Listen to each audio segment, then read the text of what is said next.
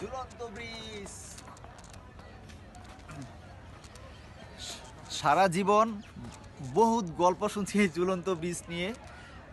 Like ক্যালেন্ডারের মধ্যে বড় বড় এরকম ছবি দেখে দেখে বড় হয়েছি বলা যায়। আজকেই প্রথম ঝুলন্ত ব্রিজ দেখলাম। আসলেই খুব সুন্দর জায়গাটা, বেশ ভালো লাগছে।